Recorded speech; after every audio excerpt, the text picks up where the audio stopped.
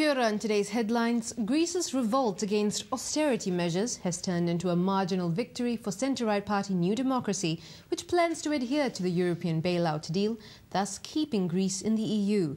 But our Prime Minister is warning it would be premature to celebrate, as the country's debt problems remain. The immediate market reaction has been positive, but I don't think too many people are popping champagne corks just yet. The best thing to say about the election is that it may have avoided things getting immediately worse.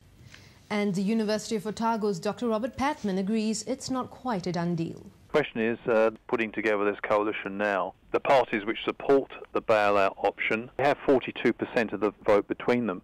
But there's a lot of parties with more which actually oppose it. Egypt is awaiting official election results, but the Muslim Brotherhood has tweeted victory for its candidate Mohamed Morsi, even as the presidential role becomes less certain. State media report that interim military rulers have issued a constitutional declaration believed to grant them control of legislation, the budget and the panel that will draft the new constitution. Syria's opposition has issued a cry for help as regime forces pound rebel bastions in Homs. It's warning hundreds of civilians are trapped with little food or water. The opposition Syrian National Council is pleading for armed peacekeepers a day after a UN observer mission said it was suspending operations because of the relentless violence. 2 more tourists have died in Thailand from what police suspect is serious food poisoning, although a post-mortem has yet to confirm that. The bodies of 2 Canadian sisters were discovered in their hotel room on the resort island of Phi Phi, where 2 other women died 3 years ago. Back home, the Prime Minister is refuting criticism from New Zealand First regarding superannuation entitlements for migrants. Winston Peters says the overly generous scheme allows immigrants who've paid no direct tax to receive the full benefit. But John Key says that's not the case. Beat the drum about Chinese migrants. I mean, that's it, isn't it, really, in a nutshell? It's pretty cynical. Government-appointed representatives may join elected councillors on the new Environment Canterbury Council after next year's elections.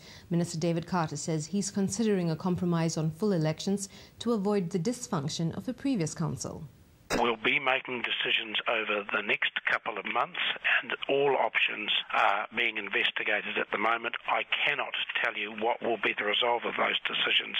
Last year's medical graduates are being encouraged to register for the government's voluntary bonding scheme. The scheme offers doctors, nurses, midwives, medical physicists and radiation therapists student loan repayments after a bond period.